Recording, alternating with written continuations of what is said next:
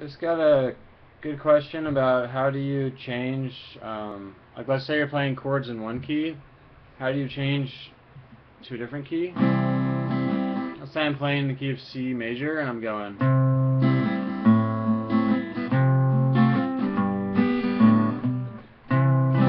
That's C, A minor, F, G.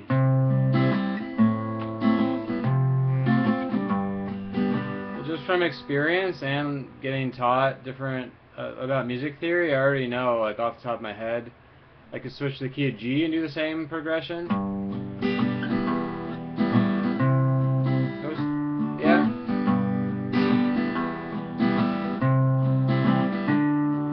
It takes your ear a second to kind of adjust to the new key, or I could switch to the key of A.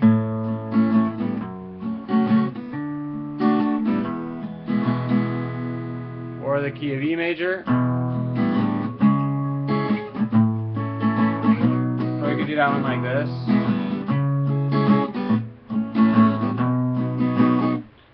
Or the key of D major. I don't use this one very often.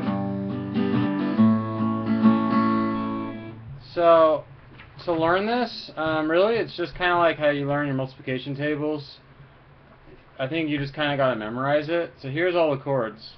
I wasn't looking at this chart when I was just playing. I just have played long enough to know.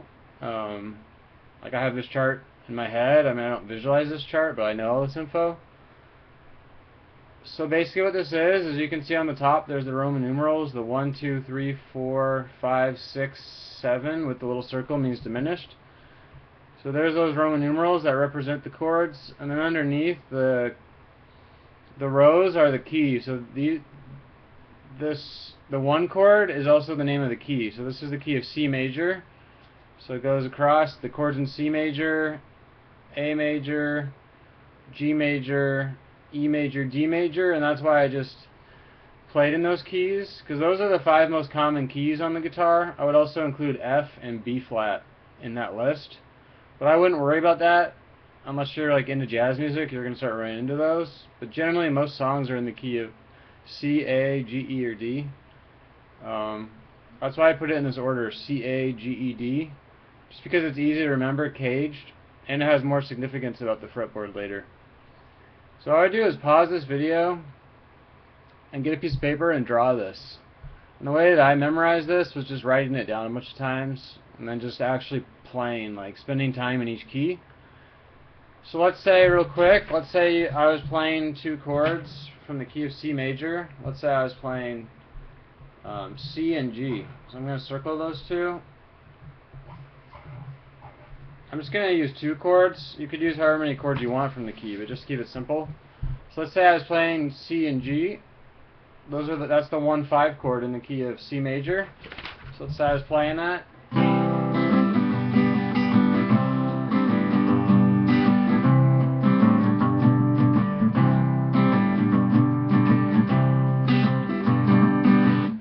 And then someone was like, well, why don't we shift it to the key of E major, just because like I kind of want to play in the key of E major. I like the sound of it. I like the sound of this chord. I just feel like playing the key of E major. I'd be like, alright, so I already know off the top of my head it's E and B, just from playing guitar for long enough. Or you could use this chart. So what you gotta do is think, alright, what are the chords in the key of E major? E and B, and then you can look up how do you play E and B on the guitar. So I mean there's tons of resources for that. You don't even need to buy a book. You could probably just find chord charts online. So E major and B major, you can either do it like this or like this. I'm just gonna do it like this because it's closer to this one. So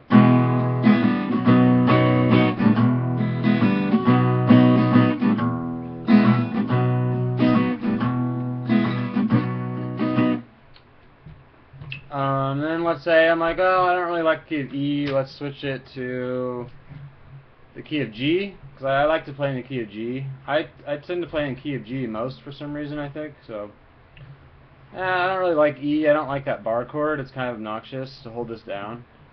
So let's switch to the key of G. Because I like using G pentatonic. I like using this scale. It's easy. So I want to be able to use that. So why don't we switch the key to G? So the chords need to be G and D, given that our original chord progression was C and G. So let me just move it down to G and D. So then you gotta figure out how do I play G and D.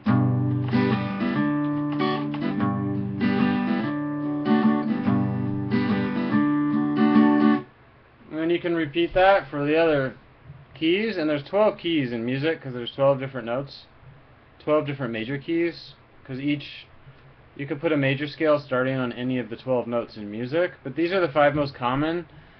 When I first started learning guitar, I tried to memorize all 12 keys, and I quickly realized I didn't use all 12 keys very often. So I ended up just really mastering these 5 keys, including F and B flat, and sometimes E flat, but I don't really, the key of F I feel like I've mastered at this point because it comes up a lot, but B flat and E flat aren't that common. So I don't really like want to clutter my head with stuff that I don't use. But this you definitely use a lot. So that was the 1-5 chord. Let's say you want to add a minor chord in there, like the 6 chord is common. So let's say we had A minor in that original chord progression. So if you look at the key of C again, the top row, let's say I was playing C, A minor, G. So instead we are doing C, A minor, G.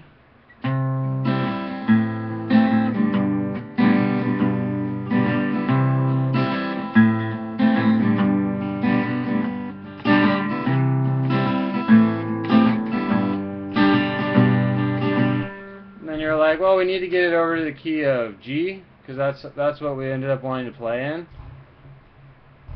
So I mean, after a while you just know this stuff. Like I know E minor is the 6th chord in G, so I wouldn't need to think about this chart. It's just in my head, but you could see it there, E minor. So alright, so we need, instead of C, A minor, G, we need G, E minor, D. So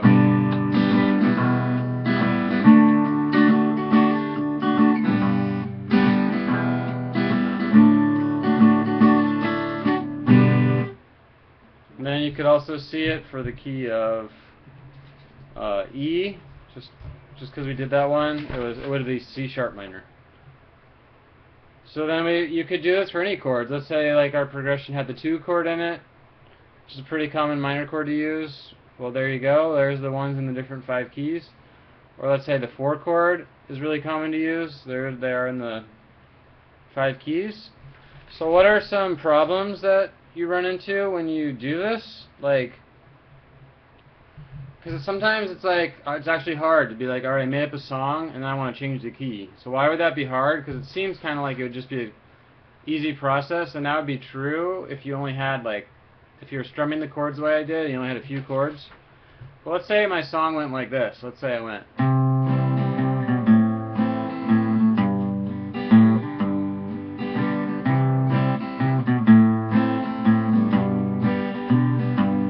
To keep that bass sound going, so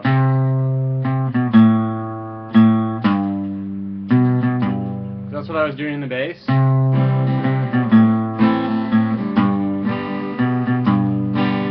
do it again.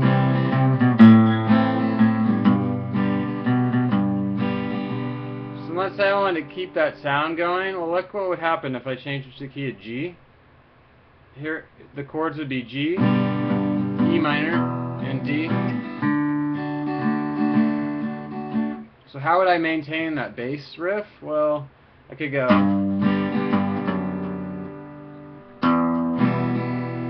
There it actually worked, so that wasn't that big of a deal. Because see, I could go from my 1 chord to my 6 chord. The next chord is going to be a problem, because I went. Doing that is not the same as doing this. See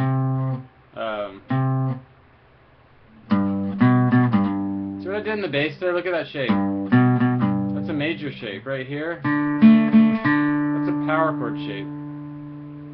So I can't, on my 5 chord in the key of G, I'd actually have to play it like this if I wanted the exact same riff. So this is getting more advanced, but I just want to introduce it because there's kind of a naive view of this process. I mean, it's true everything I said up to this point about how easy it is to change keys, but then it starts to get more complicated than you might initially think. When you have something more complicated, you're trying to change keys from one to the other. So in the key of G, I'd have to go.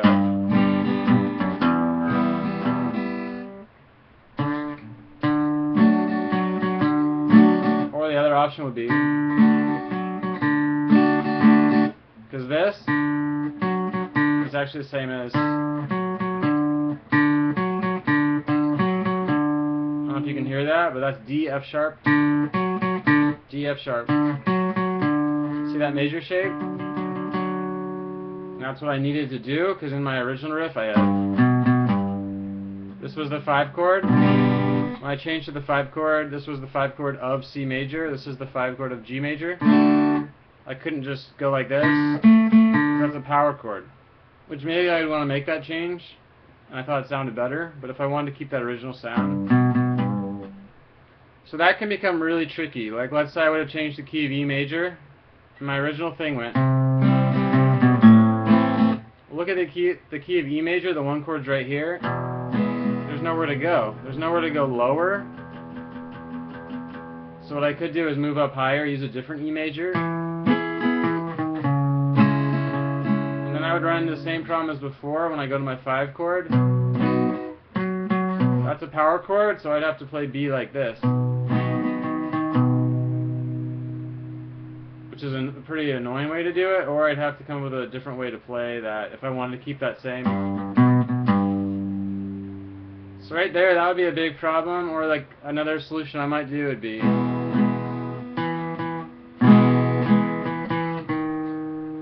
maybe like do the descending thing on this note instead of the lowest note.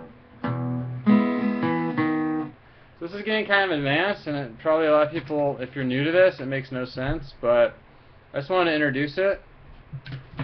And then the last thing I would say is, let's say like someone was playing a riff. Like while I was playing,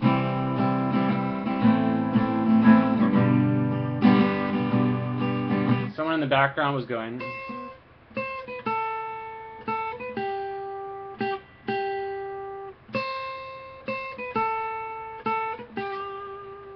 Like a simple little riff like that in the key of C major. This is based on a C major scale. Well, that would sound great over.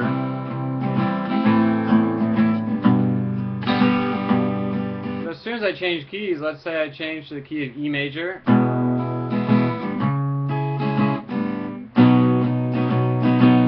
Well, this would not sound good. You can already kind of hear.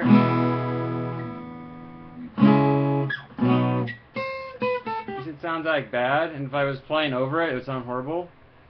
So the question is, how would you take a riff and change keys with that? Well, you have to know where the root note is of the scale. So the root note of a C major scale is C, so you need to know your fretboard a little bit to know that this note is C. And I'm changing from C major to the key of E major. So I want to shift those chords, so I also need to shift the riff. So all I need to do is find my root note in the pattern, this C, and move it up to an E, so I can move it up to this E. And that's really a nice thing about guitar, is we can just slide stuff around. So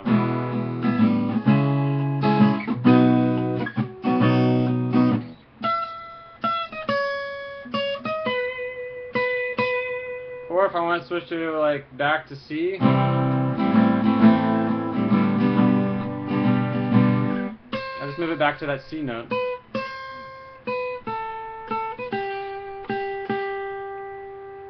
Or you can get fancier with it. Instead of playing it maybe up higher, for when I switched it from C to E, I could have switched it from C to this E down here. Or you can pick, there's lots of spots you can play the same riff. Or whatever.